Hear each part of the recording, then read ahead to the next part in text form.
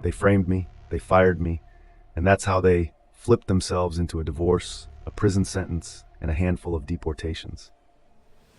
This is a long one, but if you stick with it until the end, you will learn how I was framed and fired from my job and accidentally set off a chain reaction that led to a staff overhaul, with several managers being fired or moved to other restaurants, the general manager being fired, getting a divorce, and one of the managers being investigated by the FBI and ultimately arrested, as well as several of the workers being deported.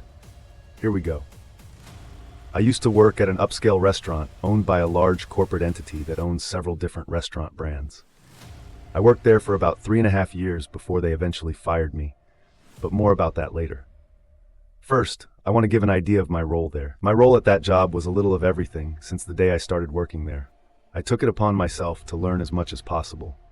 I was very persistent with management. When I wanted to learn a new department, I had started as a server, but eventually worked my way into different departments and job titles, like carryout, hosting, bartending, bar backing, banquets, catering, and deliveries. My singular goal while working there was to make myself available for as many hours as possible. I was being paid about $12 an hour, though that fluctuated if I was working as a bartender or server and making tips.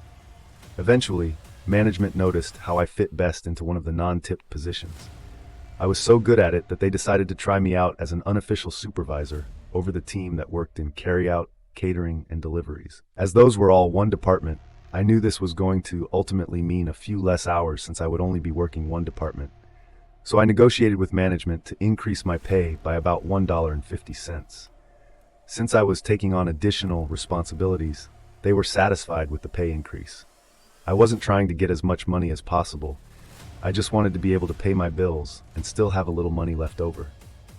For fun, I was living in the highly taxed city of Chicago, which is in the already highly taxed state of Illinois. So it was pretty difficult to make ends meet and still have money left to enjoy my life. I am a person of simple pleasures, and I can enjoy things for long periods of time.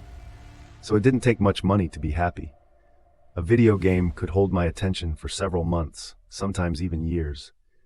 I had a family pet that I had brought with me to Chicago, so that counted as an extra expense. Not long after I started this position as the unofficial supervisor, I got a girlfriend, so I was also going out more often and spending money on her. With my position and some smart budgeting, I was able to afford all of this. The money wasn't an issue, but management had a high turnover rate.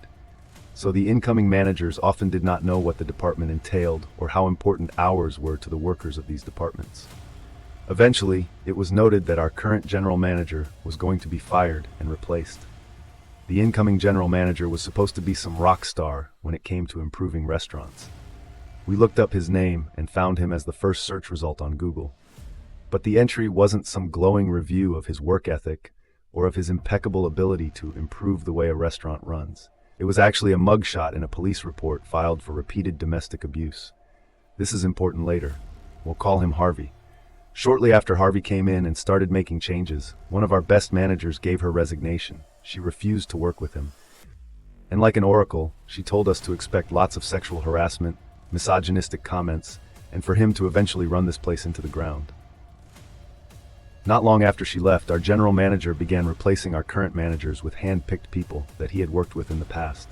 Eventually, all but one manager was replaced.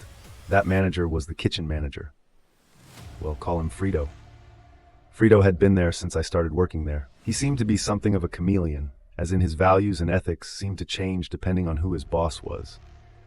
Honestly, I sort of applaud his survival instincts, but ultimately see him as a suck-up and traitor. Harvey never really replaced the manager for our department, so he ran without a lot of oversight, unless you count me as the supervisor. We didn't constantly have someone breathing down our necks about how things should be done. Our department had some hiccups here and there, but it still ran really smoothly.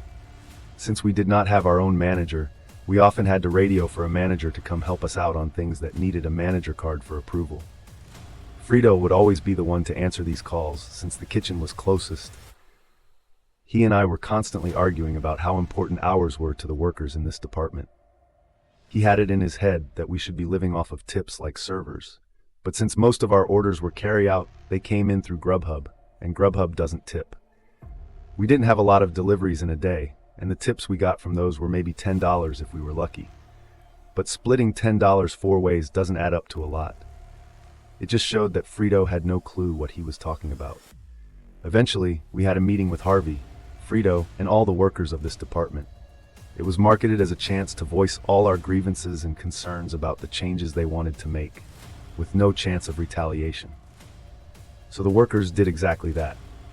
They talked about how Frito was trying to cut hours, even though he isn't our actual manager.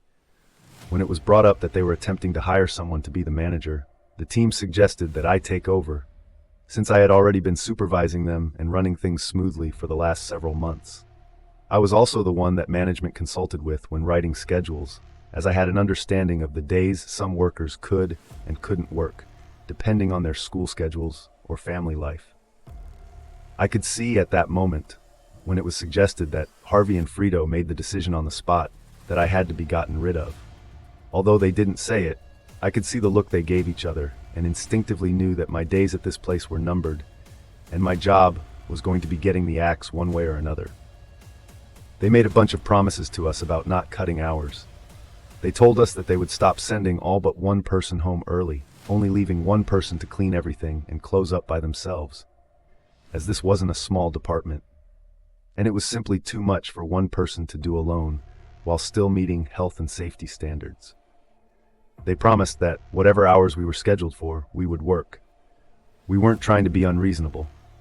So we told them that we usually have 3 or 4 people scheduled to work in our department. They could cut 2 of them early, but we always needed at least 2 people here to help close properly. The promise was made that they would always have at least 2 closers. However, only about a week later, they started sending all but one person home early again. Every night, one night, they tried to do it while I was scheduled as the closer, and we had just returned from a massive catering event, and there was an unbelievable amount of cleanup left to do for one person. When Frito came in and tried to send everyone except me home, I stepped up and told him that he was consistently breaking the promise he had made to us during the meeting. He looked me square in the face and told me to stop complaining about it, and if I was going to keep trying to talk to him about breaking his promises, he could easily find someone who could work my shift. I quickly realized that this was an assassination attempt on my job. He wanted me to press it further, so I backed off and started cleaning. I ended up having to stay way late, and that meant overtime pay. Anyway, I got a write-up for that, since we aren't allowed to work overtime without a manager's approval. When I refused to sign the write-up, pointing out that I had tried to explain to Frito that I wouldn't be able to clean up all that stuff alone before my scheduled shift ended, I was allowed to leave without signing the write-up, but only because the HR rep that was present at the time wasn't one of Harvey's cronies. Skip ahead to the day I was fired. It is important to note at this point that I always came into work an hour early. Since we lived in Chicago, food was expensive. However, at our job, we were allowed to have as much free soup and bread as we liked. So, I would come into work 1 hour early every day so I could have some soup and bread for lunch before my shift. But on this day, when I walked into the kitchen to get myself some soup, one of the line cooks told me that he had a dish that had been canceled after he cooked it, and Frito had told him to give it to someone. He assured me Frito had already competed and that it was free to take for whoever wanted it. It just so happened to be my favorite appetizer, so I happily took the free food. Not long after I got to my booth, both Harvey and Frito approached me and asked me if I had put in a ticket for that food. I told them that the line cook had given it to me and said it was the canceled order that Frito had already completed. Frito looked dumbfounded and said he had no idea what I was talking about. So Harvey told Race. So I offered to take them to the kitchen to clear it up with the cook, but by the time I had gone back to the kitchen with them to talk to the line cook, he had already gone home for the day.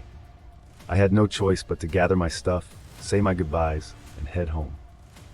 On my way out, I told the people working in my department that afternoon what had happened, exactly as it happened. They were shocked and angry, but mostly sad to see me go. I decided that on my way out, I would stop by the accounting office and pick up any tips that may have been dropped for me that week, just to make sure I didn't get screwed out of that money. Before heading down, I had the gut feeling to just set my phone to record, and I stuffed it into my pocket with the camera rolling. Although the video was entirely black since it was in my pocket, I did manage to get a pretty muffled recording of Harvey and Frito's voices through the door, discussing how things had gone as planned and that they had been trying to get rid of me ever since the meeting with my department. I knocked on the door, and they hushed up before opening it. They asked what I was still doing there, and I asked for my tips. They gathered what was in the safe for me and handed it over. Despite my anger rising at what I had just heard, I decided not to burn this bridge just yet, because perhaps I could nuke it later. I offered a handshake to both managers, thanked them for the opportunity to work there, and left, making sure to pull my phone out of my pocket and record the front of the restaurant with the sign showing its name and logo. Working in a restaurant, you learn to always cover your own ass. It's true for most jobs, but something was just telling me I would need this all later. If I was being accused of theft, I wanted to be able to prove it wasn't true if it ever came up in future job interviews, which is exactly what happened and where this all started going nuclear.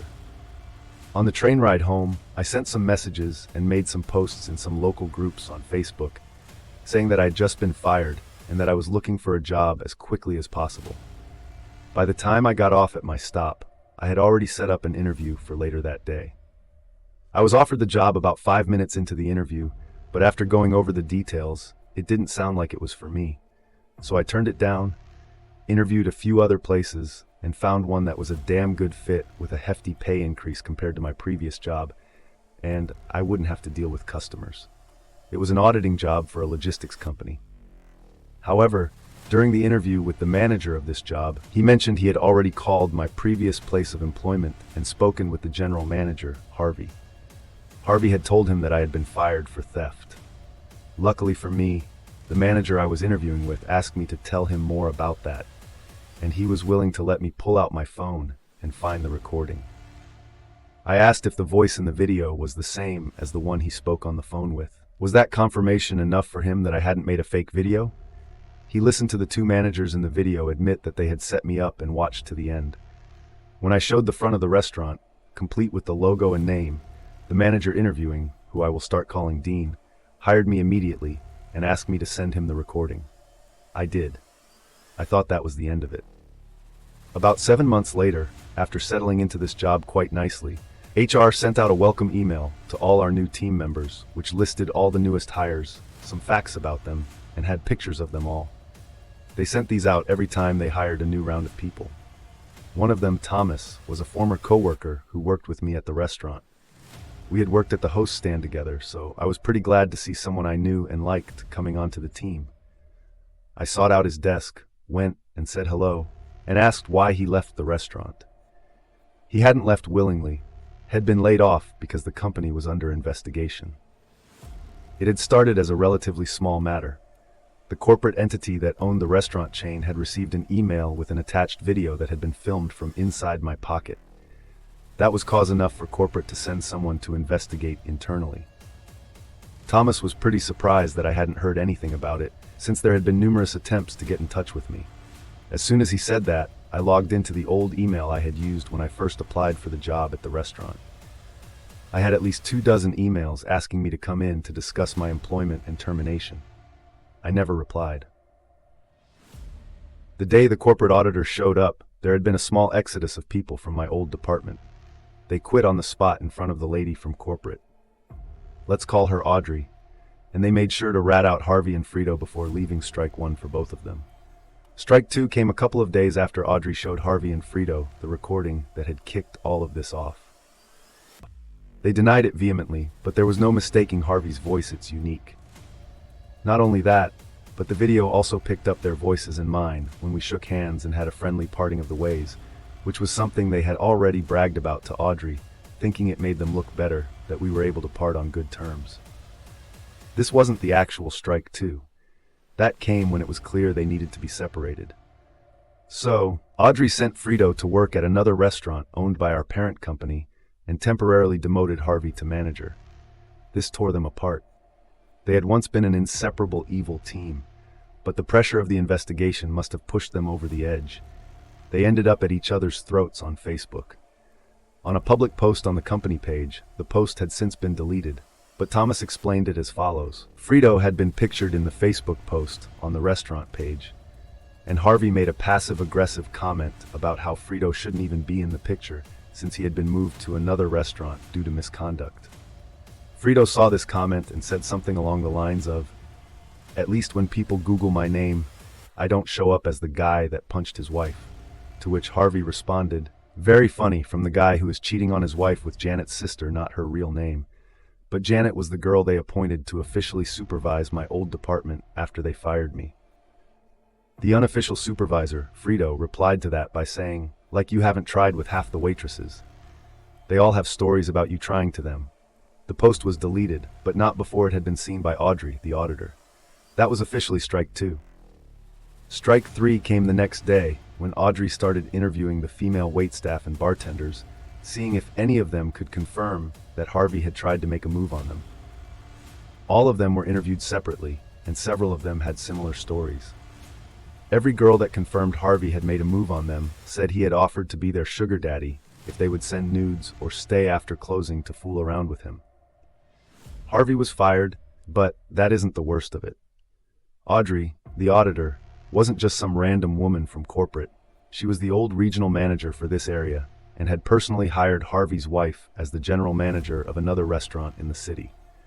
So she called up the restaurant where Harvey's wife worked and told her everything she had learned from the female waitstaff. We learned later that they had gotten a divorce over him trying to cheat on her, after she had already given him a second chance to change after he had beaten her. I don't know what compelled her to give him a second chance after something like that, but she sure didn't give him a third after firing Harvey. The line cook who had given me the food was interviewed by Audrey. I don't know how it came up, but at some point he let it slip that he was an illegal immigrant. She had his file in her hand with an Illinois ID and social security number on file, so this confused her, and she pressed him for more information. It turns out that Frito had some connections and had his own miniature black market going on, where he would have fake social security cards and IDs made for the illegal immigrants he was hiring at reduced wages. It had been going on for at least 4 years. Needless to say, this is a felony with the potential PR nightmare that she was likely dealing with. She felt she had no choice but to alert the authorities. The local PD enlisted the help of the FBI, since some of the evidence led them beyond the jurisdiction of the local police. Frito was arrested and quickly gave up the names of the people he had sold social security cards and IDs to. I'm not sure if he gave up all of them, but he did name drop about 14 people. Of those 14, at least half were deported by the time Thomas had been let go. One of them was the line cook who had given me the food the day I was fired. Thomas went on to explain that it had all started with me being fired, but I never sent that recording to corporate. I'd only sent it to Dean when he hired me. I asked him about it, and he told me he had sent it to his wife, since she was a lawyer. He wanted to see if I had a case to maybe sue my old job since what they had done was wrong. But he also remembered that when we had first more peace with Mr. Flynn, they were both just trying to get 2 scumbags fired for what they did to me, but ended up pulling a thread so long that it didn't end until there were sexual harassment accusations. Revelations about managers cheating on their wives with girls related to people they had placed in positions of authority, a divorce, mass layoffs, pending investigations, a staff overhaul, an FBI investigation into what could be considered black market dealings of falsified government-issued documents, and at least a half-dozen deportations, and probably as many as 14. I don't know if this counts as nuclear revenge, as I didn't actively pursue it. But Thomas ended up showing me that even if it wasn't revenge, it was definitely nuclear, and the crater it had left was massive. Thank you for watching. Subscribe for more.